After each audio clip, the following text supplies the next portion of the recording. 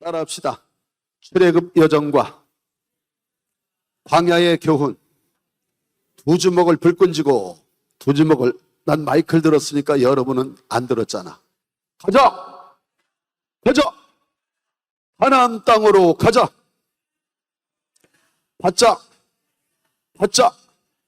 가나안 땅의 축복을 받자! 받아야 돼요. 여러분, 하나님의 성령이 감화감동하지 않고 누가 나를 짜장면 한 그릇 사주면 내가 저 사람 평생 동안 밥 먹여서 키웠다고 생색내.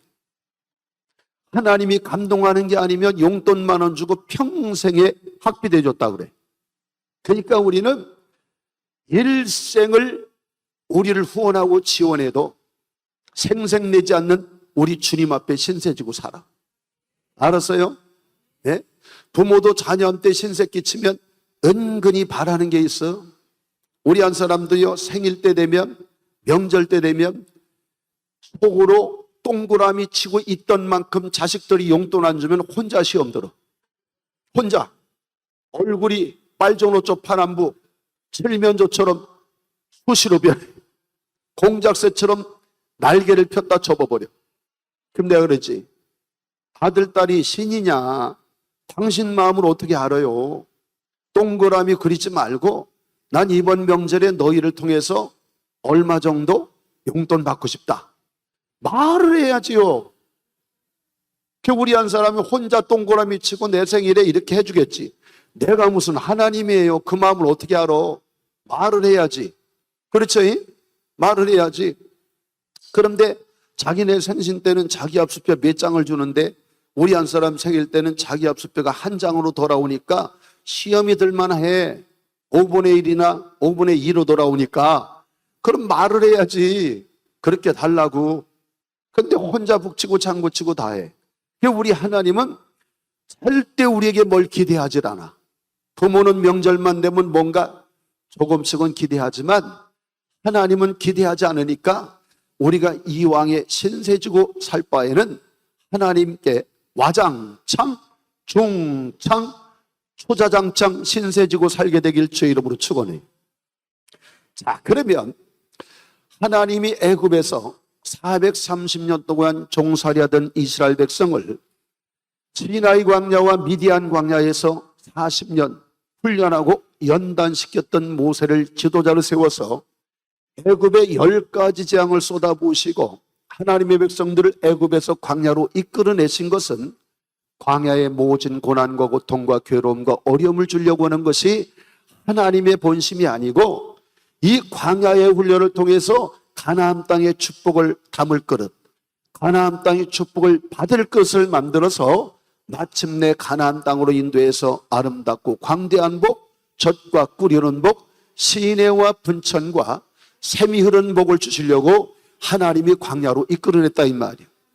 광야 생활은 사도행전 7장 38절에 교회 생활이라고 말씀하는데 이 이스라엘 백성들이 광야에 나와서 속히 광야의 학교를 졸업했으면 2년 반 만이면 홍해바다 우측 끝자락 가데스 바네아에서 합격을 받아 가나안 땅에 들어가서 가나안 땅에 예비된 은혜와 축복을 누릴 수 있을 터인데 문제는 이 광야의 학교에서 불합격을 맞는 바람에 40년 동안 광야 생활하다가 징글맞게 고생을 하고 가나안 땅에 들어가면 누가 범칙금을 물려요. 세금 딱지가 날라와.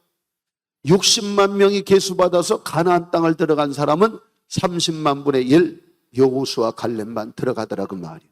그러므로 여러분들은 7광야의 말씀을 통해서 말씀의 그늘 아래서 말씀을 담는 삶을 살다 보면 하나님이 여러분의 신앙의 주소를 가나안 땅으로 옮겨서 가나안 땅에 예비된 축복을 주신다 이 말이에요. 그러니까 여러분들 신앙생활 연도수가 중요한 게 아니라 네가 지금 나에게 누구냐? 지금 네가 나에게 어떻게 살고 있느냐? 우리가 예수님을 어떻게 알고 어떻게 믿고 어떻게 행하느냐 이게 중요한 거예요. 할렐루야. 우리 주님께서 오직 보시는 거 한 가지 믿음, 주님이 오직 원하시는 거 한 가지 말씀의 순종이라 이 말이에요. 할렐루야. 이스라엘 백성들이 가데스 바네아에서 불합격을 맞은 바람에 이제 바란 광야에서 38년 세월을 광야 생활하게 되는데, 그 7광야 중에 오늘 두 번째 광야로 이제 등반을 하려고 그래요. 오늘 새벽에는 첫 번째 광야였잖아요. 두 번째 광야는 무슨 광야냐? 수르 광야예요. 수르 광야는 고진 감내의 광야예요. 고진 감내. 따라합시다. 인생에 쓴 때가 지나가면 단맛의 때가 온다. 인생의 고난은 토미랄이 아니라 정류장이다. 인생의 아픔은 종착역이 아니라 간역이다. 인생의 괴로움은 막힌 동굴이 아니라 지나가는 터널이다.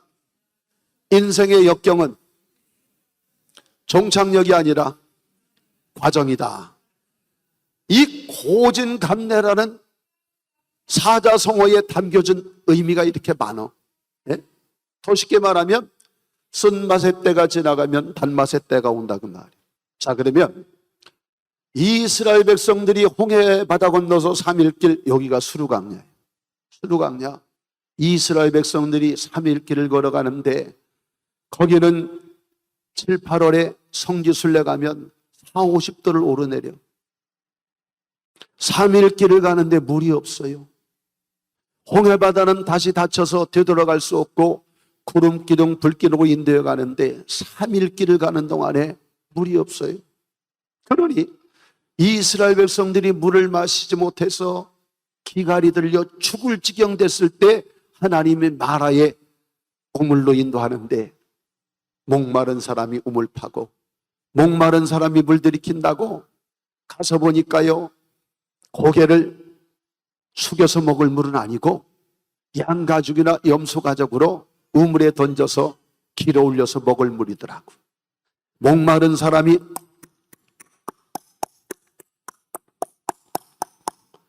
그리고 한 가죽 부대 들이마시니까 속이 어떻겠어? 3일 만에 물을 만나서 한 가죽 부대를 길러서 물을 마시고 나니까 속이 어떻겠어요? 네? 왜 이렇게 바라만 보고 있어? 갑자기 나미 씨들이 앉아있어. 나미에 그저 바라만 보고 있지. 뭘 바라봐? 대답을 해야죠. 3일 만에 가죽 부대로 물을 길러 먹었으니 속이 어떻겠어? 네? 여자분들 인물 안 좋은 건 살 수 있어도 배격 없으면 참 살기 힘들어. 여기는 이렇게 망부석만 앉아있어. 예? 다시 속이 어떻겠어요? 십자는 길거 끌어야 매력이 더 있어. 속이 어떻겠어요? 그렇지, 그럴 줄 알았어요. 뭐가 시원해요? 마라의 쓴물인데. 그러니 성지순례 가서 제가 종려나무 가지를 꺾어서 찍어 먹어보니까, 야, 수준 있는 동네에서 수준 있는 말을 해야 되겠어. 이 우물의 고인 물이 뜨거운 태양빛이 장렬할 때에 H2O가 증발되고 뭐만 남아? NaCl만 남더라고. 알아들어요? 무슨 말인지? 몰라들어도 표현을 하지 마. 내가 말할게. 수분이 증발되고 염화나트륨, 염분만 남더라고요. 그러니까 이게 왜 쓴맛이 나느냐? 너무너무 짜면 쓴맛 나잖아요. 네? 왕소금 같은 거. 너무너무 짜서 이 물이 쓴맛이 나더라고요. 그러니까 여러분, 우리가 무슨 돌고래요? 아무리 목말라도 바닷물 못 먹잖아. 그렇죠? 먹으면 또 목마르잖아요. 아무리 배고파도 우리가 뭐 병아리 새끼입니까? 모래를 어떻게 먹어? 그러니까 이스라엘 백성들이 마신 물이 뭐냐? 마라의 쓴물. 그때 이스라엘 백성들이 원망불평하는 거예요. 여기서 따라합시다. 인생의 쓴때를 만나도 원망불평하면 응답도 축복도 없지만, 인생의 쓴때를 만나도 부르짖어 기도하면 응답도 축복도 있다. 원망불평은 종의 수준이요, 감사하며 기도하는 것은 지도자의 수준이다. 그 이스라엘 백성들이 40년 광야 생활에도 종살이 근성이 있어서 430년 동안 종살이 하던 근성이 있어서 입만 열면 원망불평. 이스라엘 백성들이 원망불평할 때 하나님은 응답도 축복도 없었어요. 그러나 모세 목사님은 마라의 쓴물을 만났을지라도 하나님께 부르짖어 기도하니까 하나님이 한 나뭇가지를 지시하더니 그 한 나뭇가지를 꺾어다가 마라의 쓴물에 던져 넣으라는 거예요. 그래서 그 한 나뭇가지를 꺾어다 던져 놓았더니 마라의 쓴물이 단물로 바뀌었더라 이 말이에요. 거기서 마라의 쓴물을 단물로 바꿔주신 그 물을 먹고 이제는 시내산 방향으로 행진을 했던 장면이 오늘 본문의 말씀입니다. 자, 그러면 본문의 말씀을 통해서 제가 기도하는 중에 하나님이 의미적 교훈을 깨닫게 했는데 그 의미적 영적 교훈을 함께 나누면서 은혜받는 시간을 가지려고 그래요. 따라합시다. 쓴맛을 경험해야 단맛에 가치를 안다. 인생은요, 쓴맛을 경험해야 단맛의 가치를 안다. 미안해요, 우리 청소년들한테. 죄송하지만 우리 교회는 군인들이 많아. 군인들이 많은데 해마다 탈영률, 자살률이 늘어간대. 요즘 병장 월급이 150만 원이요. 150만 원. 무슨 말을 해야 놀리는 표정을 줘. 우리 때 병장 월급이 8천 원이었어. 8천 원. 군부대 라면값도 안 돼. 150만 원 줘요, 병장 월급이. 그런데도 너희가 힘들어서 상처와 시험의 돗자리를 깔고 탈영하고 자살하냐 이 말이요. 인생의 광야를 경험하지 않아서 그래요. 네? 우리 김건철 목사님은 사막에 내놔도 모래를 맷돌에 갈아서 인절미 콩가루 만들어서 떡 만들어 팔 뿐이요. 왜? 인생의 광야를 많이 겪었거든. 네? 광야를 많이 겪었거든. 나도요, 노점상 골라잡아 2천 3천 아동복 팔면서 신학 공부했어요. 난 야간으로 공부했어요. 노점상 하면서. 그러니까 나는 육체가 건강하고 처자식 고생시키는 사람 보면 근본적으로 리해가 안 돼. 북한말로 이해를 리해라고 그래. 이해가 안 돼요. 여러분, 동대문 시장 가보세요. 해먹을 수 있는 노점상 종류가 200가지가 넘어. 200가지가. 이게 처자식 고생시키는 사람 보면 이해가 안 된다니까. 쓴맛을 경험해야 단맛의 가치를 알아. 그러니 하나님은요, 하나님이 쓰시는 사람은 똑같아.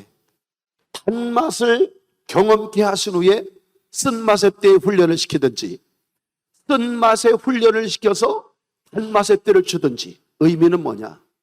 네가 단맛의 은혜와 은총을 누릴 때 쓴맛의 때를 생각하면서 하나님의 마음을 아프게 하지 말라는 거예요. 단맛의 축복을 줄 때에 쓴맛의 때를 생각하면서 너희는 불순종하는 죄를 짓지 말라는 거예요. 그런 까닭에 하나님은 항상 쓴맛을 훈련시키든지 단맛을 훈련시켜서 은혜를 주시는 거예요. 여러분, 누가 국무총리 된다고 그랬어요? 누가 국무총리 꿈을 꿨어? 하나님의 주권적인 역사로 그가 잠자고 있을 때 하나님이 그의 가슴에 신방으로 와서 요셉의 가슴에 꿈에 채색옷을 입혔어요. 환상에 채색옷을 입혔어요. 비전에. 그리고 그때부터 하나님이 그냥 은희집에 애굽에 팔려가게 해서 13년 동안 인도족처럼 광야에 고생을 했잖아요. 쓴맛을 경험케 했잖아요. 그리고 그에게 나라와 민족과 세계를 맡겼잖아. 그러니 그는 고람대오 정신으로 하나님 앞에 살아가면서 일생에 하나님의 가슴을 찢지 않은 사람이 누구냐? 요셉이요. 네? 쓴맛의 훈련을 받았기에 여러분, 단맛의 때에 하나님의 마음을 아프지 않겠다 이 말이에요. 하나님의 마음을. 다윗 보세요.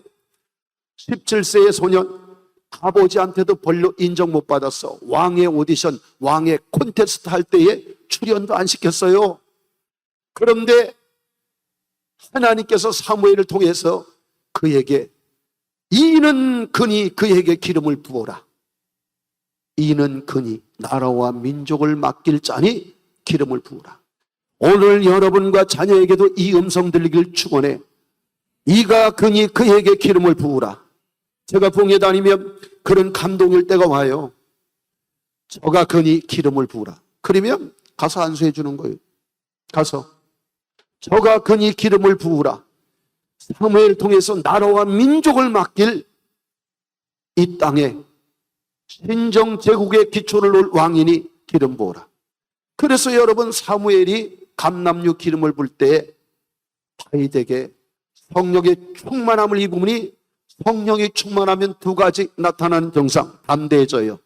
그리고 하나님의 지혜가 와. 그러니 여러분들 자녀들, 하나님이 지혜 주시면 옆 사람 보고 인사해요. 내 자녀 얼굴 보기 힘들기요. 시작. 크게 말해요. 크게. 믿음대로 돼. 세계적인 인물이 돼서 얼굴 보기 힘든 사람 된다니까. 세계적인 인물 돼서 얼굴 보기 힘든 사람 돼. 간단해요. 하나님이 다니엘도 그랬어요. 요셉도 그랬어요. 그리고 다윗도 하나님의 영을 충만하게 부어서 담대함과 지혜가 애굽 사람보다 뛰어나, 바벨론 사람보다 뛰어나, 이스라엘의 모든 민족보다 뛰어나. 그러니까 세계적인 인물이 되는 거예요. 세계적인 인물이 되는 거예요. 그게 하나님께서요, 존귀케 하는 건 간단해. 그의 성령의 충만함을 부어주시면 담대하고 지혜가 오는. 쓴맛을 경험해야 단맛의 축복이 와. 그러니 여러분, 인생의 물질로, 환경으로, 사업으로, 아내로, 남편으로 쓴맛의 때가 왔다고 낙심하지 마. 쓴맛의 때를 견디면 반드시 단맛의 때가 와. 여기서 룻기서 1장 마지막 절을 빨리 찾아서 읽어봐요. 룻기서 1장 마지막 절 큰 소리로. 자, 다 같이 시작. 나오미가 모압 지방에서 그의 며느리 모압 여인 룻과 함께 돌아왔는데 그들이 보리 추수 시작할 때에 베들레헴에 이르렀더라. 아멘. 나오미와 엘리멜렉은 한 마을에 살았더래요. 둘이는 서로 사랑을 했더래요. 그래서 결실이 이루어져서 말론과 기련 두 아들 낳고, 베들레헴은 떡집이란 뜻이에요. 의미적 경우로 여러분 섬기는 교회가 여러분의 베들레헴. 오늘도 여러분 말씀의 떡을 떼러 여기 왔잖아요. 그런데 베들레헴에도 기근이 올 때 있고 흉년이 올 때 있고 때로는 어려움이 올 때 있어. 그때 그의 믿음과 성실성을 달아보는 거예요. 그때. 그러니 베들레헴은 유대 땅이고 하나님의 백성들이 하나님이 구별한 땅에서 하나님을 예비하며 하나님 말씀을 담아내며 살기 원하는 게 하나님의 뜻이요. 그게 하나님의 뜻이요. 그래서 이스라엘 백성들은 가나안 땅, 하나님이 정해준 땅에 궤도 이탈하면 안 돼. 궤도 이탈하면 안 돼. 그러니까 여러분, 베들레헴에 왜 기근이 와서 사사들이 치리하던 때에, 그때는 뭐요? 영적 암흑기요. 이스라엘 백성들이 350년 사사기 역사에 7번의 외세 침략을 받으면서도 하나님께 100% 돌이키질 않는 거예요. 그 까닭에 사사들이 치리한 때 여러분, 가나안 땅 베들레헴에 기근이 왔어. 그러면 하나님께 회개하며 말씀 순종하며 살면 하나님께서 기근의 때를 풍년의 때로 돌려주잖아. 그런데 저는 어렸을 때부터 지독하게 가난하게 살아서 알아요. 네? 나오미와 엘리멜렉은 부자로 살았어. 풍족하게 나갔더니 나를 비어 돌아오게 했다고 그랬거든. 부자로 사는 집은 기근이 몰려올 때 사람들이요, 쌀 꾸러오고 보리 쌀 꾸러오고 돈 꾸러오면 짜증지대로나. 나는 육성예비 20원이 없어서요, 이웃집에 돈 꾸러갔다 망신 도매상 차리고 왔어. 망신 도매상. 꼭 학교 칠판에 가면 이런 칠판에 꼭 뭐라 그래? 육성예비 안 낸 사람, 지각한 사람 꼭 써놓지. 예? 나는 육성예비 안 낸 사람에게 그 명단에서 제외될 때가 6학년 내내 없었어. 지금은 하나님께 은혜 받아서 풍족하게 살지만 그때는 지독하게 가난했어요. 가난했어. 그러니 부자로 사는 나오미와 엘리멜렉의 집에 틀림없이 사람들이 올 거예요. 그러니까 자기만 혼자 잘 먹고 잘 입고 잘 살려고 가산을 정리해서 가나안 땅 베들레헴 떠나 모압으로 내려갔어요. 모압으로 나를 버리고 가신 이놈은 그렇지 10년을 살았어요. 그런데 5년 정도 지났을 무렵에 하늘같이 믿었던 남편이 세상을 떴어. 하나님의 말씀에 궤도 이탈을 한 거예요. 베들레헴을 지켜야 되는데 세상으로 내려갔어. 남편이 죽으면 어디다 묻게 돼요? 네? 네? 그 거짓말을 믿을 수가 없어. 여기 처음이야. 가슴에 묻는다는 사람. 네? 땅에 묻어? 땅에만 묻어줘도 고마워요. 납골당에 가는 거지.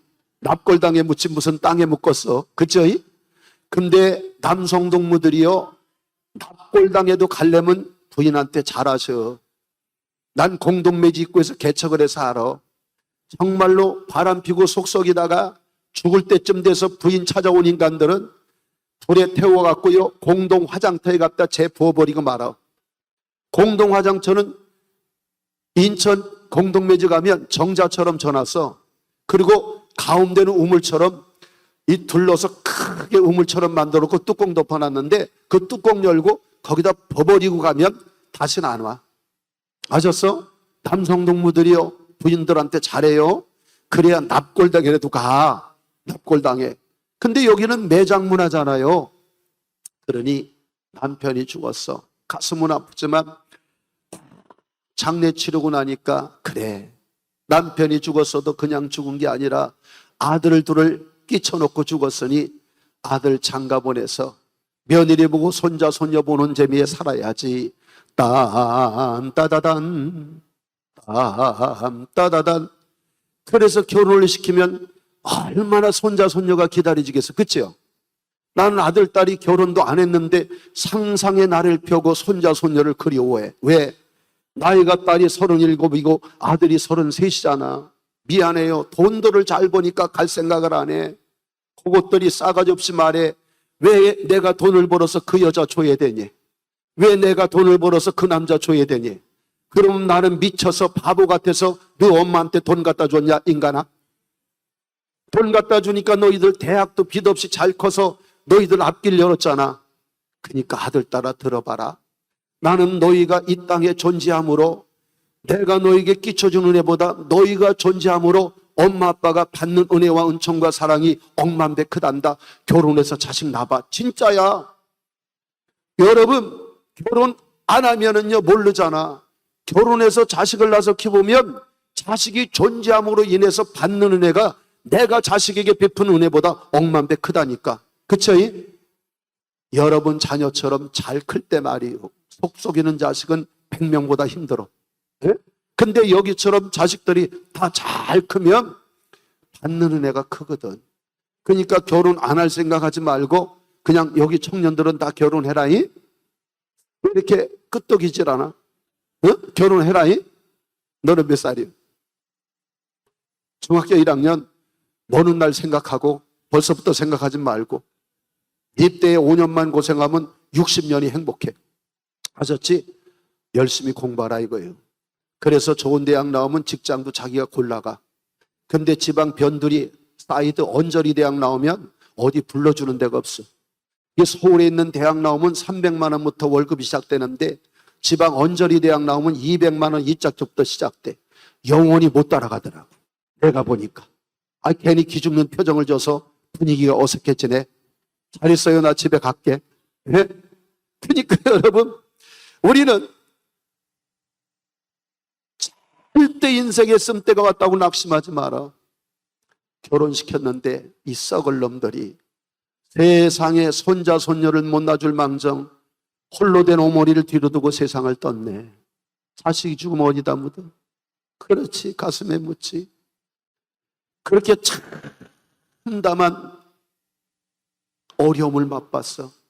베들레헴 떠나 모압으로 내려갔다가 하나님의 은혜와 은총과 사랑과 남편과 두 아들 모든 것 다 잃어버리고 청상의 거지 혼자 된 여성분만 셋 남았어. 그때의 베들레헴 소식을 물어보니까 베들레헴 떠나온 자기만 그렇게 참담하게 됐지. 베들레헴을 지키고 있던 사람들은 하나님이 권고해 주셔서 풍년의 세월을 살고 있더라고요. 돌아가야 돼. 돌아가야 돼. 인역은 돌아가야 돼. 그래서 며느리 둘 앞장 세워갖고 모압에서 시딤 평야 지나 요단강 지나서 여리고 지나서 여리고 뒤에가 유대 광야거든. 예수님이 40일 금식 기도하던데 1000m를 올라가면 거기서 서남쪽을 쳐다보면 예루살렘이 보여. 24km 지점에. 그리고 더 남쪽으로 8km 내려가면 거기가 베들레헴인데, 날이 맑은 날 유대 산지 올라가서 보면 예루살렘과 베들레헴이 먼발치에 보여요. 거기서 가만히 생각해 보니까 맞아. 며느리 둘이 자기 모실 것 같지가 않아. 그래서 며느리 둘 세워놓고, 얘들아, 하늘을 봐야 별을 따지. 별을 딴다 한들 그거 키워서 너한테 시집 보내려면 그때 너는 어금니 출장 가고 앞니빨리 출나가고 틀니 끼고 살 테니 이도 저도 안 되니 고향에 돌아가서 시집 가거라. 그랬어요. 제가 각색을 해서 설명을 하는 거야. 그때의 둘째 며느리 오르바, 기회로다. 이 시간은 돌아갈 기회로다. 떠납시다. 이후의 기회를 믿지 마소. 그러고 갔어. 그런데 큰 며느리 룻은 하나님을 섬기고 홀로 된 시어머니 섬기려고 어머니의 치맛자락을 부여잡고 베들레헴에 갔는데, 그때가 볼이 추수할 때예요. 여러분 잘 들어봐요. MZ세대 효도가 무너진 때 우리의 부모들은 우리가 보험이었어요. 그런데 우리는 우리의 자녀를 보험으로 생각하면 영원히 불행해져. 아셨어요? 불행해진다니까 보험이 아니에요. 그래도 저는 돌아가실 때까지 수십 년 동안 생활비 해드렸어요. 그런데 요즘엔 자녀에게 그걸 기대하면 왜 나를 낳으셨나요? 이렇게 날 힘들게 하면 왜 나를 낳았냐고 그런 말 들을까 봐 겁이 미리 나요. 그래서 우리는 우리 살궁리 해야 돼. 자녀는 보험이 아니에요. 보험이 아니요. 그러니 이야, 생각해 보세요. 볼이 추수할 때 조상을 알잖아요. 롯의 조상은 자기 아버지 술 먹여놓고 성폭행해서 태어난 자가 모압과 암몬, 그의 후손이 롯이잖아. 지금도 유대인들은 머리 안 깎고요, 선민이라고 이스라엘 유대민족 아니면 우습게 봐요. 지금도 마찬가지요. 그런데 그런 잡족이, 베들레헴은 유대인, 정통 유대인이 사는 동네인데 거기 가면, 죄송의 표현을 격하게 해서 요즘 애들은 쓰레기를 격하게 표현할 때는 강아지 쓰레기라고 말합디다. 강아지를 격하게 말하면 개쓰레기라고 말합디다. 여러분, 요즘 아이들 표현으로 롯이 베들레헴에 가는 건 개쓰레기가 온 거야. 알았습니까? 여기서 감동받아야 돼. 네? 내가 쓰레기 취급을 받을 망정 내가 하나님 섬기는 일, 홀로 된 시어머니 섬기는 일을 포기하지 아니하리라. 그러니 23살 딸내미, 그럴 일이 절대 없겠지만 그냥 예를 들을게. 롯의 입장 되면 시어머니 섬겨 안 섬겨? 네? 고개를 좌울로 사정없이 흔들어줘. 네? 섬겨 안 섬겨? 안 섬기지. 네? 시어머니 거지 됐어요. 남편 통해서 자식도 없어요. 젊은 나이요. 누가 시어머니를 섬겨요? 시퍼렇게 건강하게 살아있어도 요즘 시어머니 섬기는 거, 아들 결혼 영원히 못해. 며느리 보고 얘야 주말엔 우리 집에 와서 자거라. 그건 유교동란보다 더 힘든 거예요. 그 절대 며느리 사이 우리 집에 와서 자라. 그런 소리 하면 안 돼, 목사님. 네? 그건 유교동란이요. 일사후퇴보다 힘들어. 네? 그러니 여러분 보세요. 나는 강원도 산골에 살아. 5월 달에 보리추수, 6월 달에 밀추수예요. 그런데 여러분, 보리깍지, 밀깍지가 목덜미, 겨드랑이 들어가면 육체에 여러분 유교동란이 일어나. 이걸 수준 있게 말하면 피부에 트러블이 일어난다 이거예요. 트러블이. 네? 그러면 여러분 발갛게 부어오르고 고름 잡히고 하면 얼마나 힘든지 우리 목사님 누님은 알 거예요. 보리깍지 밀깍지가 겨드랑이에 사타구니 들어가면 얼마나 힘든지 몰라. 그래서 그 더운 여름철에요, 모자 쓰고 수건으로 목 가리고요, 여러분 여기는 신발에는요 군인 농구화 신고 온몸을 눈만 내놓고 보리타작 밀타작해. 왜? 더위를 무릅쓰고 타작하는 것이 보리깍지 밀깍지가 사타구니 겨둥아리 들어가서 고통당하는 것보다 100배 낫거든. 그런데 여러분, 우리 어렸을 때도 나이키 프로스펙스가 없는데, 여러분 지금으로부터 2700년 전 얘기예요. 2700, 800년 전 얘기인데 그때 무슨 나이키 프로스펙스가 있어? 예? 무슨 나이키 프로스펙스가 있어? 3000년 전 얘기네. 3000년 전 얘기. 다이당의 이전의 얘기요. 그러니 여러분, 날마다 삼배 모시적삼 입고 타작마당에 가서 보리이삭, 밀이삭을 주실 때 얼마나 사타구니 겨드랑이에 보리깍지, 밀깍지가 들어갔겠어. 그때는 여러분 샤워부스가 있어 없어? 얘들아, 너희 집엔 샤워부스 있지? 샤워부스. 그 수준 있는 말을 뭔 말인지 몰라? 샤워기에서 물 쭉쭉 나오면 샤워하잖아. 그게 샤워부스잖아요. 예? 그 당시에는 샤워부스가 어디 있어? 3배로 짠 수건 물에 적셔서 그냥 닦는 거, 이게 샤워 전부요. 나 어렸을 때도 그랬는데. 예? 강원도 산골에서 10월 달에 빨간 내복 입으면 그 다음에 3월 달에 그 내복을 벗어. 아유 더러워, 아유 더러워. 예? 그러면 내복 벗는 그날에 소주 끓이는 가마솥에 물 끓여서 고동색 다라이에다가 한 통 받아놓고 들어가서 30분 불고, 그리고 나와서 수세미로 밀으면 막국수 2그릇 나와. 막국수. 여긴 몰라 막국수가 뭔지. 한 그릇씩 드실래? 우리 어렸을 때도 그렇게 살았어요. 그러니 여러분, 하나님께서요 그의 효심을 보고 운명과 팔자를 바꿔줄 보아스의 밭에 우연히 이르게 했다 이 말. 우연히 보아스의 밭에 이르게 하셔서 하나님의 성령이 보아스의 마음을 감화감동하사 신령과 진정으로 천지창조 이후에 혼자 된 여인이지만 그 여인처럼 가슴에 벌처럼 빛나는 여인이 없도록 만들었어.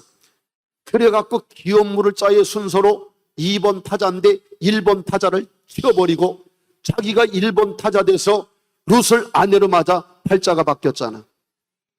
다이당의 정조 할머니가 됐잖아. 여러분, MZ세대는 인본주의, 이기주의, 자기만 하는 세대가 돼버렸어. 그렇게 자식들을 키워서 그래요. 네? 여러분, 하나님이 그럽디다. 넌 전 세계 세우는 곳마다 가서 무너진 효도를 외쳐라. 무너진 효도를 외쳐라. 성경에 보세요. 효자효부가 망한 일이 있습니까? 효자효부는 망하지 않아요. 할렐루야. 그러니 여러분 보세요. 룻이 하나님을 섬기고 홀로 된 가난에 빠진 시어머니 모시려고 쓰레기 취급을 받아도 난 효도를 무너뜨리지 아니하리라. 하나님이 보아스 만나게 하셔서 그의 운명과 팔자가 바뀌고 예수님의 직계조상이 되게 하시고, 여러분 다이당의 증조 할머니가 됐잖아. 다윗 보세요. 얼마나 효자였어요. 요셉 보세요. 얼마나 효자였어. 그러니까 여러분, 효도 계명은 천륜과 인륜을 잇는 다리계명이에요. 다리계명. 그러니 여러분들, 부모 섬김 없는 하나님 섬김 가짜예요. 부모 섬김 없는 이웃 섬김 가짜예요. 우리는 젊은 세대들이요 효도를 회복해야 돼. 효도를 회복해야 돼.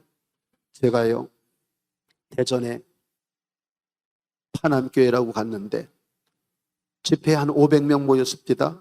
거기서 내렸어요. 애완동물 키우는 분들 손 들어보라 그랬더니 한 150명 정도. 몇 년 전에 코로나 전이니까 벌써 5, 6년 됐어요. 한 150명 정도가 애완동물 키워. 그래서 내가 물었어요. 평균 얼마 들어가느냐? 병원비 빼고 한 10만 원 들어간대. 강아지 키우는데. 병원비 빼고. 애완동물은 보험이 안 돼서 현찰박치기요. 아프면 사람보다 돈이 더 들어가. 그럼 내가 그랬어요. 부모님에게 다달이 용돈 10만 원씩 보내드리면서 애완동물 키우는 분들 손들어 보라 그랬더니 150명 중에 2명 손듭디다. 난 여기서 눈물이 나요. 먹을 거 안 먹고 입을 거 안 입고 뼈심 들여서 자식 키워놨더니 부모님이 힘 빠지고 능력 없어지면 귀찮은 존재로 취급받는 시대가 지금이다. 왜 날 쳐다보냐고. 그런 시대가 지금이야. 네? 부모님이 나이 들고 힘 빠지고 능력 없으면 귀찮은 존재로 취급받는 시대가 지금이야. 여러분, 사람을 키워놓으면 사람의 영혼이 천국 가서 영원히 주의 사랑받고 살잖아. 난 그런 생각을 해요. 강아지 10마리 키우다 왔다고 주님 앞에 자랑하면 귀때기나 맞을 것 같아. 예? 그러나 사람 10명을 후원하다 왔다 그러면 주님이 업고 다닐 것 같아. 왜? 저는 고라다 지방에 가서 정말로 무덤 사이에서 쇠고랑을 차고 사는 고라사 광인, 주님께서 돼지 2,000마리를 희생시켜서 부모에게도 자녀에게도 이웃에게도 형제에게도 버림받은 그 영혼을 살려내잖아. 죄송해요. 절대 여러분들 애완동물 키우지 말라는 얘기는 아닙니다. 그러나 삶의 우선순위, 삶의 가치가 뒤바뀌면 안 돼. 먼저 내 부모부터 용돈 드리고 그래도 여유가 있으면 강아지 키우라 이거예요. 부모님은 거들떠도 안 보고 1년에 용돈 한 번도 안 드리면서 말 못하는 강아지, 영혼도 없는 강아지, 천국에 함께 갈 수도 없는 강아지 키우는 데는 수십만 원씩 쓴다면 그 사람이 어떻게 주님 앞에 사랑받겠습니까? 주님 앞에는 영혼밖에 없어요. 주님 밖에는 저와 여러분밖에 없습니다. 돼지 2,000마리를 희생시켜서 사람의 영혼을 살려내잖아. 그러면 주님의 마음은 어디에 있는지 알잖아. 그래서 저는 죄송하지만요, 부모님에게 용돈도 안 보내리면서 애완동물 키우는 집, 난 공적으로 말했어. 나에게 신방우라 소리 하지 말라고. 신방우라 소리 하지 말라고. 내가 생각이 잘못된 건가요? 내 생각이 잘못된 건가요? 먼저 내 부모야. 그 다음에 여유가 있을 때 강아지 키우는 거예요. 그래서 죄송하지만은 저는 강아지 애완동물 안 키워. 왜? 동남아에, 아프리카에 강아지 키우는 돈이 있으면 5명을 먹여 살려. 5명을 먹여 살려.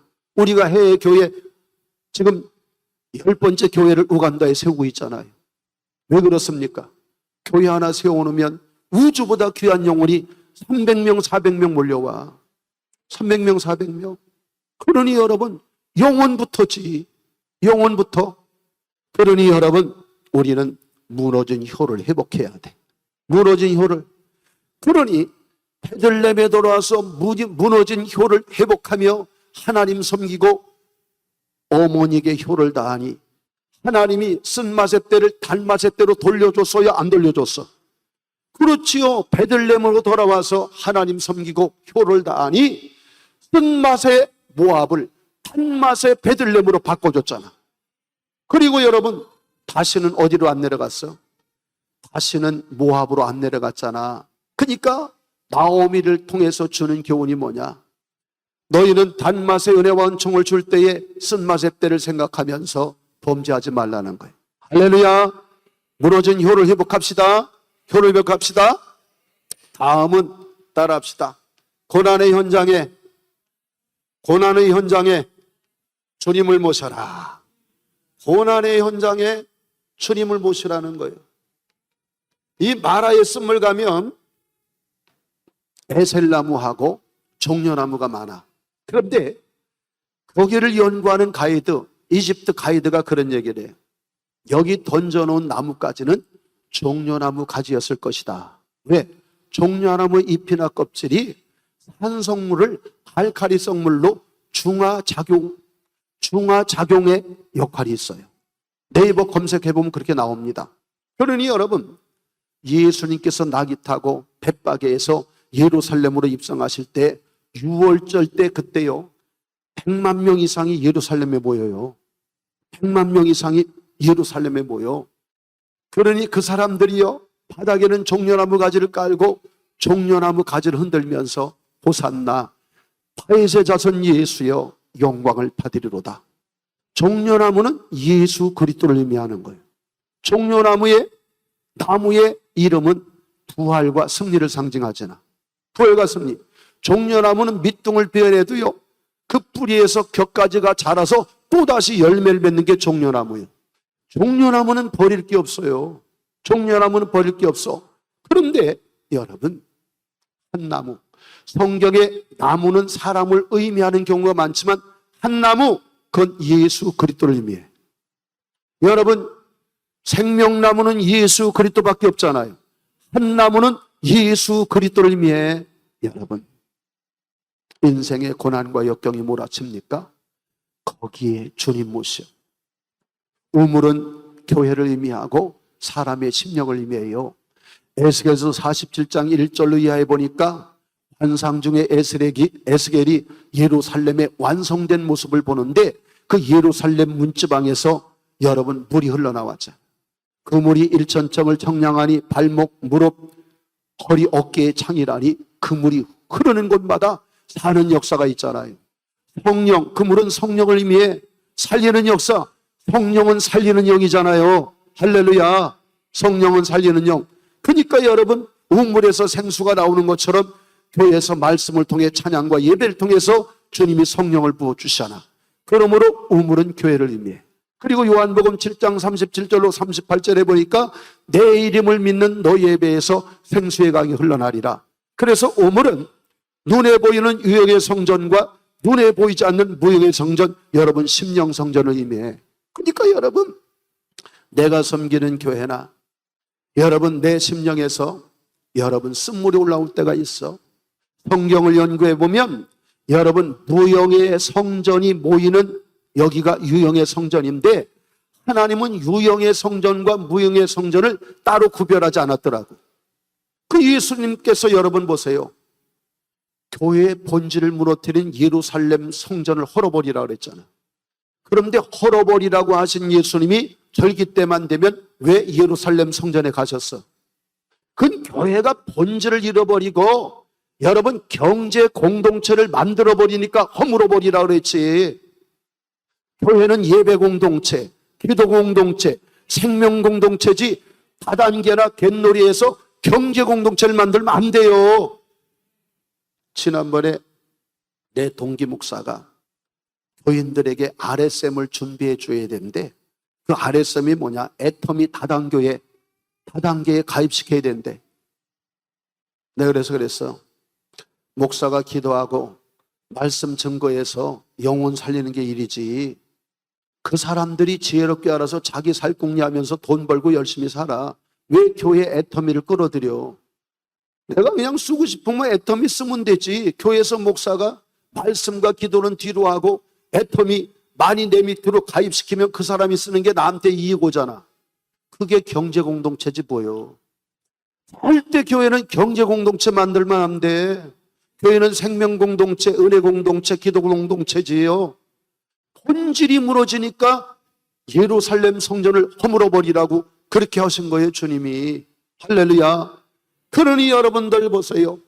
한 나무까지 우리 심령의 우물에, 그리고 내가 섬기는 교회 우물에 여러분 마라의 쓴물 일어나면 거기 주님 모셔. 거기 주님 모셔드려요. 그러면 주님께서 마라의 쓴물을 단물로 바꿔줘. 삭개오 보세요. 세리장이에요. 돈 많아요. 그런데 그는 영혼의 목마름이 있었잖아. 그는 할 수 없어를 할 수 있어로 바꾼 사람이. 키가 작아 예수님을 볼 수 없어서 뽕나무에 올라갔잖아요. 뽕나무에 올라갔다가 주님이 우러러보는 인생 되니까 내려와라. 내가 네 집에 머물리라. 그래서 그는 세무서장이었지만 부자가 천국 가는 것은 낙타가 바늘기로 나가는 것보다 힘들지만 그는 예수님을 자기 현장에, 자기 중심에, 자기 가정에 모셔드리고 그는 구원을 선포받았잖아요. 여러분, 고난의 현장에 주님 모셔드리세요. 고난의 현장에 여러분 해당장 야이로 백부장이 지어준 로마의 백부장이 지어준 해당의 해당장이요. 오늘 말하면 김건철 목사님, 저 박평강 목사님, 담임 목사요. 그런데 자기 딸이 죽어가는데 아무것도 할 수 없잖아. 다 우리는 주님의 통로이지 본체가 아니요. 근데 싸가지 없는 장길자, 이만희, 정명석이 지가 보혜사 성령이고 여자 하나님이고 남자 예술의 정명석인 지가 예수고 이만희는 보혜사 성령이고 장길자는 지가 하나님이라네. 따라합시다. 오줌똥 싸는 인간은 이렇게 해야 여러분 가슴에 새겨 이단에 안 빠져. 오줌똥 싸는 인간은 하나님 아니다. 예? 오줌똥 싸는 인간 다 죽어. 뭔 놈의 하나님이요. 해당장도 예수님 찾아가잖아. 내 딸 살려달라고.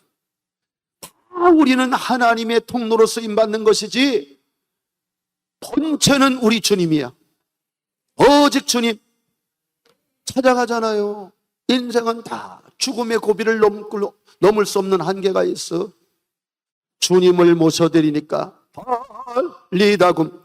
박형막 목사님 있으니까 찬양하기 싫어져. 예? 벌리다금 일어나 걸어라. 나도 목소리가 괜찮은데 저분 앞에 주눅 들어. 앞으로 내 앞에서 찬양하지 말아요. 부의 길 막혀. 부의 길이 막힐 수도 있겠어. 그러니 여러분, 고난의 현장에 주님 모시라는 거예요. 한 나뭇가지를 지시하더니 그 나뭇가지를 꺾어다가 우물에 던져놓았더니 마라의 쓴물이 단물로 바뀌었어. 우리 심령의 우물에, 가정의 우물에, 교회의 우물에 주님만 모셔드려. 한 나무 대신은 주님만 바라보라니까. 그럼 문제는 답으로 바뀌어. 네? 지난번에도 제가 와서 간증했잖아요. 나는 친어머니 6살 때 돌아가시고 7살 때 우리 아버지가 세장가 들었어.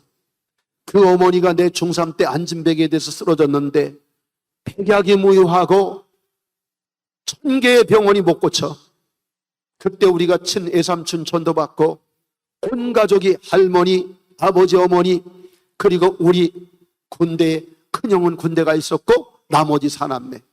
그때 우리가 너무 부자였어. 그래서 그 어머니를 싣고 다니는 자가용이 있었는데 성은 리씨고 이름은 오카야. 리오카. 리오카 알죠? 리오카. 거기다가 소목이 짚을 깔고 구념당도 깔고 안진뱅이 대신 우리 새어머니 싣고 3대가 밤낮으로 매달렸어. 고난의 현장에 주님 모셨어.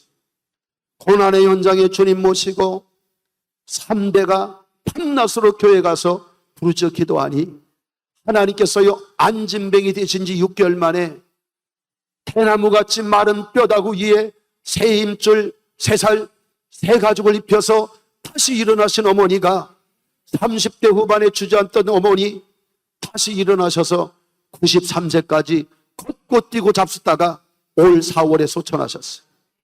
우리 박평감 목사님도 그때 조금 보내주셨더라고요. 네? 그러니까 고난의 현장에 주님 모셔드리니까 대대로 제사만 지내던 우리 집이 아버지 장로님, 어머니 권사님, 우리 아버지 형제, 우리 형제 예수 믿고 하나님을 섬기는 신앙의 명문 가정으로 바꿔주시더라 이 말. 고난의 현장에 주님 모셔요. 그분만이 우리 인생의 운명을 바꿔줄 수 있는 분이요. 여러분 12의 혈루증 여인 보세요. 여러분 해당장 보세요. 믿음으로 주님께 나왔더니 운명과 팔자를 바꿔주잖아요. 할렐루야. 그 다음은 여러분 따라합시다. 율례와 법도를 지키라. 여러분 자녀가요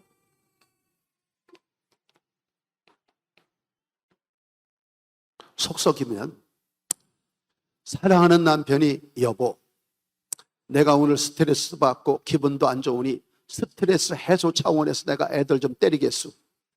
3남매 엄마 가만둬 안 둬 남편. 네? 스트레스 해소 차원에서 내가 자식을 때리겠다 그러면 저 뒤에 있는 남편 가만도 안 둬. 응? 그렇지 너 먼저 죽어라. 뭐가지 확 돌려나? 나를 때려라 이놈아 나를. 이러지. 예? 우리 한 사람도 우리 딸 한 번 때렸더니요, 끌어안고 같이 울어. 그 뒤부터 내가 그랬어. 나는 절대 악역을 안 할 테니까 이젠 자녀의 교육은 당신이 해. 그 뒤부터 한 번도 안 때렸어. 그 한 번 때려놓으면요, 자식 딸이 때린 일이 지금도 생각하면 아들이 33살인데 지금도 가슴이 아파. 내가 그때 왜 그랬을까? 예?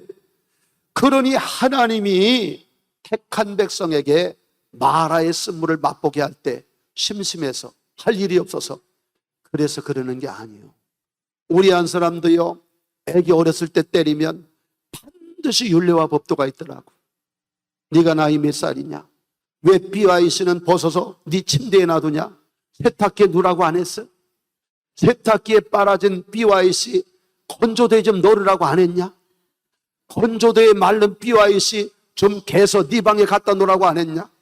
왜 머리카락은 동서남북으로 출장당하니고 삐삐의 별장이냐? 네 전과가 드러나는 것 같지? 예? 세상에 학교는 내가 다니냐? 네가 다니지.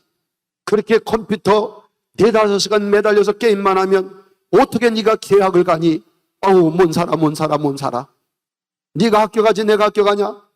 새벽 기도 끝나면 우리 한 사람은 기도할 새 없이 애들 깨우러 올라가. 그리고 잔소리하는 거예요. 율례와 법도가 있으니까 야단치고 율례와 법도가 안 지켜지니까 매를 드는 거예요. 육신의 부모도 그렇다면 하나님은 심심해서 할 일이 없어서 이스라엘 백성의 마라의 쓴물을 만나게 하느냐 이 말이요. 네? 율례와 법도가 있기 때문에 그래요. 율례와 법도가. 그러면 여기서 15장 26절 한번 읽어봅시다. 이르시되 너희가 너희 하나님 나 여호와의 말을 들어 순종하고 내가 보기에 의를 행하며 내 계명에 귀를 기울이며 내 모든 규례를 지키면 내가 애굽 사람에게 내린 모든 질병 중 하나도 너희에게 내리지 아니하리니 나는 너희를 치료하는 여호와임이라. 아멘. 보세요. 마라의 쓴물을 만나게 하신 후에 그 마라의 쓴물을 단물로 바꿔서 먹이신 후에 거기서 율례와 법도를 정하잖아.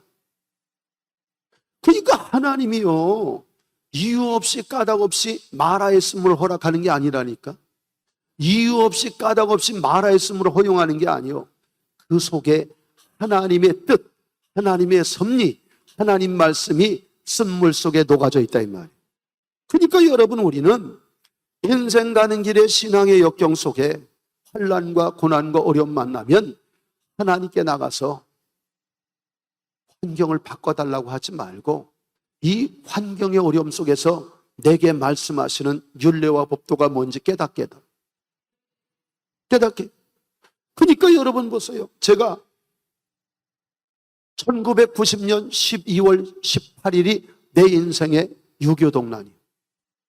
고향에 3년 후배 무선전화기 기술자로 썼는데 내가 지방으로 출장 납품하러 간 새에 인감도용에다가 사채업자 3군데에다 사채를 내 집과 건물을 담보로 사채 끌어쓰고 이자 나올 때가 되니까 도망갔어.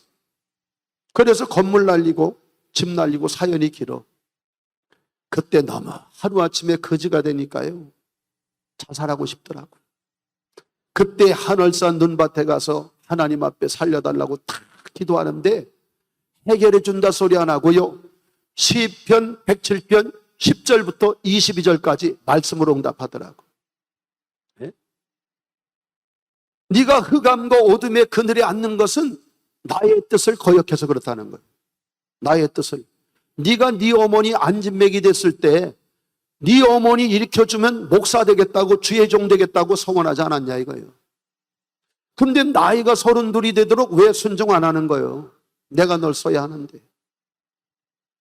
말씀으로 딱 응답해 주시는 거예요. 그러니까 하루아침에 거지 됐는데 그 마라의 쓴물 속에 하나님의 음성, 하나님의 뜻, 하나님의 말씀이 녹아져 있더라고. 그럼 정확히 말해요, 내가 너를 써야 하는데 도무지 그릇되었을 것 아니냐. 이제 신학을 공부하라는 거예요. 주의 종이 되라는 거예요. 그러니까 전 재산이 다 날아가는 참담한 마라의 쓴물 만났는데 그 속에 담겨진 하나님의 음성은 네가 나의 뜻을 거역했음이라 이거예요. 거였겠습니다. 그러니 여러분, 하나님의 음성이, 하나님의 뜻, 하나님의 율례가 담겨 있다니까. 그러니 마라의 쓴물을 단물로 먹이신 후에 분명히 마라의 쓴물 속에 하나님의 섭리, 하나님의 뜻이 담겨 있잖아. 너희가 나의 말을 들었으면 들어서 순종해라. 먼저 성경에는 청종하라 그랬어. 우리 할머니는 배움이 전혀 없으셔서 말을 좀 거시기하게 하셔. 쌍시옷이 안 들어가면 거의 용어가 안 돼. 우리 할머니는 이 청종이라는 말은 밥 처먹듯이 내 말 좀 들어 처먹어. 이거야, 이거. 예? 이 순종, 청종이란 말이 들어 처먹어라 그 말이에요. 밥 처먹듯이 들어 처먹. 하나님의 말씀을 들었으면 여러분, 백문이 그거는 50점밖에 안 돼. 기독교적인 용어로 해석하면 백문이 불여일행이에요. 100번 듣느니 한 번 행하는 것만 같지 못해. 그 세상 격언이나 백문이 불여일견이지 예수님의 성서적 입장에는 백문이 불여일행이야. 근데 제가요, 코트디부아르가 24시간 갑시다. 서아프리카 끝자락 가나에 붙은 나라가, 가나 바로 옆에 나라가 코트디부아르.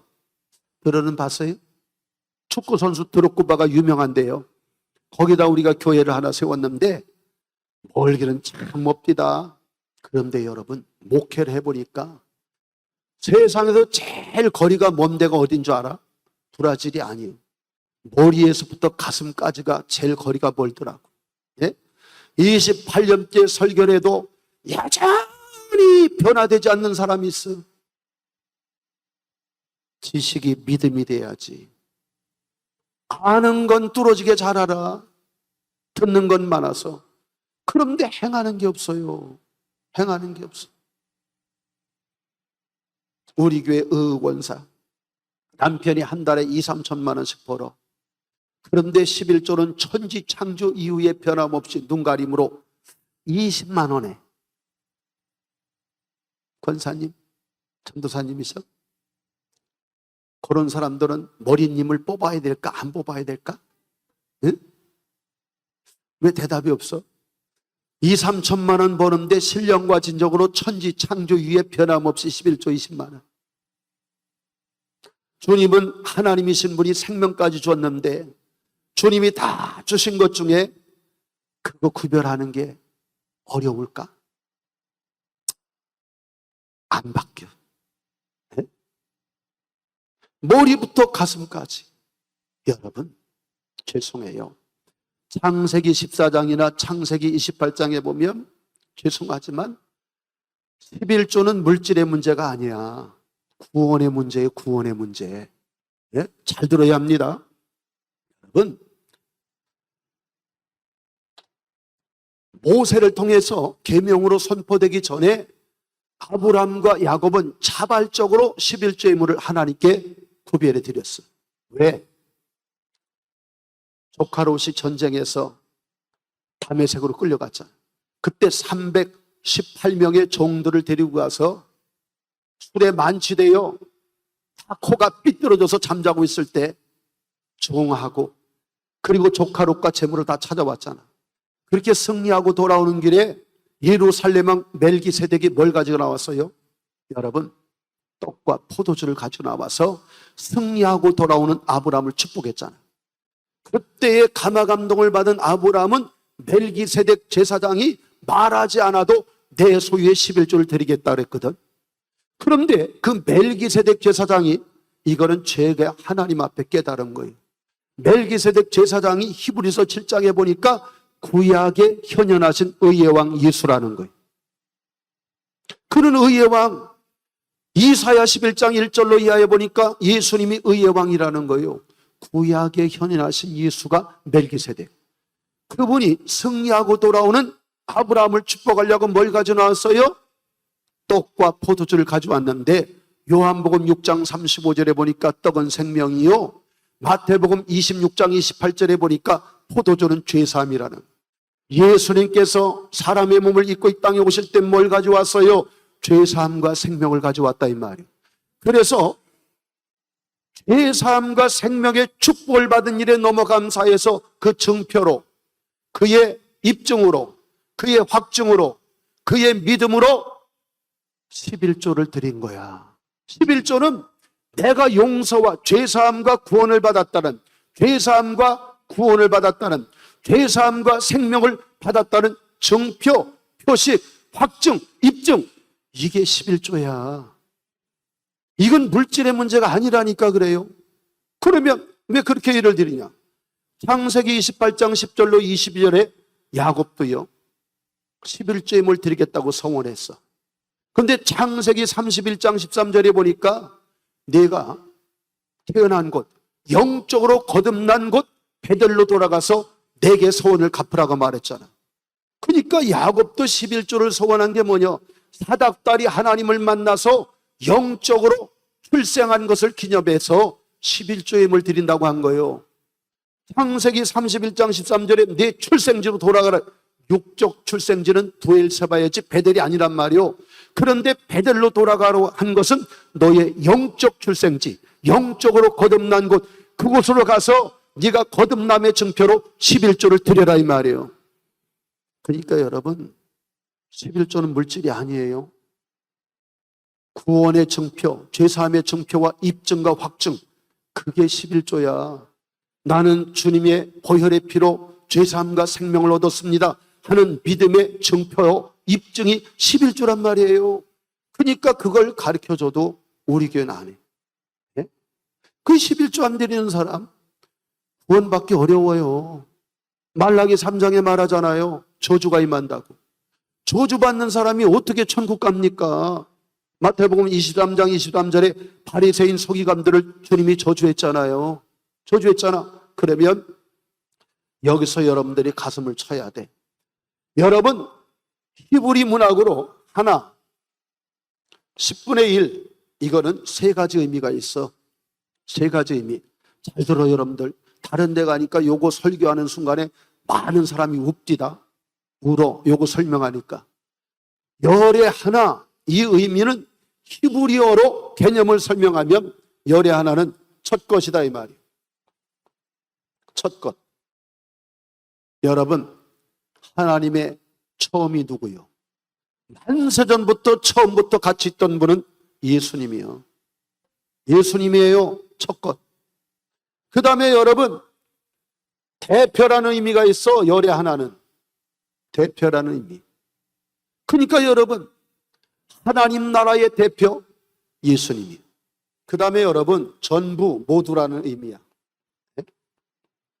그러니까 여러분 하나님 나라의 첫 것이 예수요. 대표가 예수요. 하나님의 모든 것의 모든 것이 바로 예수란 말이에요. 네? 이분은 하나님이잖아. 이분을 하나님의 첫 것, 하나님의 대표, 하나님 나라의 우리 하나님과 우주 천하 만물과 우리 예수님은 여러분 성부 하나님이 성자 예수님과 우주와 바꾸겠어 안 바꾸겠어? 안 바꿔요. 이 아들의 생명을 여러분 그물 이 성전만한 거 갖다 준다고 아들의 생명하고 바꿔 안 바꿔? 어림도 없지. 그런데 여러분 성부 하나님의 첫 것, 성부 하나님의 대표, 성부 하나님의 전부를 대속제물로 여러분에게 먼저 주셨어. 뭐로? 11조로. 하나님이 우리를 멸망의 파멸을 구속하시고 천국 백성 삼으려고 하나님이 먼저 11조를 줬는데 그 11조가 아들 예수란 말이에요. 그걸 알고도 11조 생활 안 하면 이 사람은 구원받은 입증과 확신이 없는 사람이에요. 11조가 그거요. 이제 아셨어요? 하나님이 먼저 우리에게 주신 하나님의 11조가 아들 예수란 말이에요. 아들 예수. 그러므로 11조는 내가 죄사함과 생명을 얻었다는 증표 합증. 여러분 마태복음 8장 4절에 보니까 문득병 고침받은 자 뭐라고 말합니까? 모세가 정한 예물을 드려서 네가 질병을 치료받았음을 입증하라. 여러분에게 복 받는 길 가르쳐 주는 거예요. 여러분, 이렇게 부흥성회나 주일 예배 때는 꼭 시간 감사함을 드려야 돼. 왜? 오늘 선포된 말씀이 여러분의 말씀으로 입증되고 확신되는 게 예물이야. 믿습니까? 그래서 여러분 부흥성회 때나 주일 예배는 시간 예물 드리는 거야. 그게 오늘 이 종을 통해서 주신 말씀이 여러분의 것이라고 입증하고 확증하고 증표하는 것이 바로 예물이란 말이에요. 믿습니까? 그러니까 여러분, 목사님이 저거 시켰구나 오해하지 마시고 오늘 저녁부터는 여러분 100만 가지가 좋은데 2% 오게티가 예배에 부흥회에 예물을 안 드린다는 거예요. 예물을 안 드려. 우리 교회 부흥회도 제가요 시간 준비해서 이 비밀을 알기 때문에 오늘 주신 말씀이 나의 것이다 입증하고 확증하고 인감도장 찍는 게 감사의 예물이에요. 믿습니까? 그러니까 여러분, 여긴 그런 분 한 분도 없지만 혹시라도 그런 분 있으면 11조는 죄의 삶과 생명의 증표요 확신이요 인감도장이라는 사실을 알고 11조 구별해 드려야 돼요.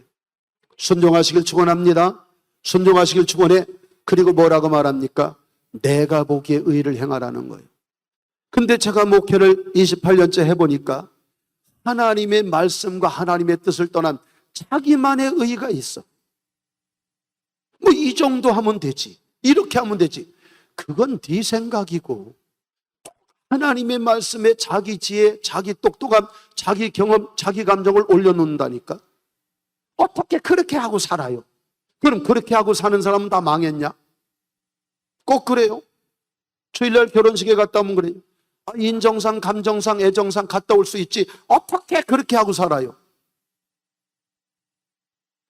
하나님의 말씀의 주일은 하나님의 날이요. 하나님의 날. 여러분 예수 믿는 것은 취미생활이 아니에요. 종교생활, 교양생활이 아니냐. 영생하느냐 영멸하느냐 문제. 친인척 결혼식 중요하지. 그러나 내가 주님께 영원한 생명을 얻는 것보다 중요하지 않아. 여러분 중환자가 되어서 병원에 입원하면 여러분 입원해서 치료받아야 된다는데 친목계 계모인 결혼식 갑니까? 안 가잖아요. 왜? 육신의 생명과 건강을 유지하기 위해서도 세상 모든 것을 절제하는데 영원한 생명을 얻기 위해서 하나님의 말씀을 통해 절제해야 되는 거 아니에요? 여러분 나만 장군 보세요. 하나님의 말씀 앞에 자기 의의를 관철시키려고 할 때 문득병 치료받지 않았잖아. 그런데 자기 상식과 충돌해도 7번 몸을 잠그니 살이 여전하여 깨끗하게 됐잖아. 네? 내 생각에는 왜 하나님의 말씀 앞에 자기 생각이 얹어져? 그럴 만도 하거든. 의학 상식과 경험이 문둥병엔 물이 상극이요. 물이 상극. 그 다음에 요단강물은 장마철이 아니면 물이 꽤 제재. 녹조가 많이 끼어. 더러운 물은 문둥병이 빨리 퍼져서 속히 죽어라 이런 의미야. 열 받아 안 받아? 네? 나만 장군이 아람 나라의 2번째 권세자인데 엘리사가 콧배기도 안 비치고 게하시 보내서 우리 주인이 말하는디요. 요단강물에 가서 7번 씻으랍디다. 열 확 받는 거예요. 그렇게 높은 위치에 왔는데 환영 행사를 벌이고 고관대작에 참 입성식을 하면서 그렇게 고쳐줄 줄 알았는데 콧배기도 안 비쳐 자존심 상하고 열받은 거예요. 네? 자기의 내 생각에는 그때 신하가 뭐라고 말합니까? 각하 이보다 더 어려운 일을 시켜도 행할 터인데 요단강물에서 7번 샤워하라는 일이 뭐가 어렵습니까? 우리가 대접받으러 왔습니까? 각하의 질병을 고치러 왔지. 그렇죠? 여러분 우리는 죄악의 전염병 예수님의 보혈로 씻김받고 구원받으러 나왔지 존재감 드러내고 대접받으려고 나온 거 아니잖아. 그렇죠? 근데 꼭 교회는요 오래 믿으면 자기 존재감 드러내고 대접받으려고 해요. 대접받으려고 하면 시험 상처와 남한 장군이 문둥병 고치러 왔지 뭐 대접받으러 왔어. 그렇지 않아요? 그러니까 우리는 교회 나올 때마다 내가 죄산 받고 구원받으러 나오지 박수갈채 받고 존재감 드러내고 인정받으려고 나오는 거 아니잖아. 그렇죠? 그러니 여러분, 자기의 의를 말씀 앞에 내려놓고 요단강물에 몸을 잠그니 깨끗해 치러봤자. 할렐루야.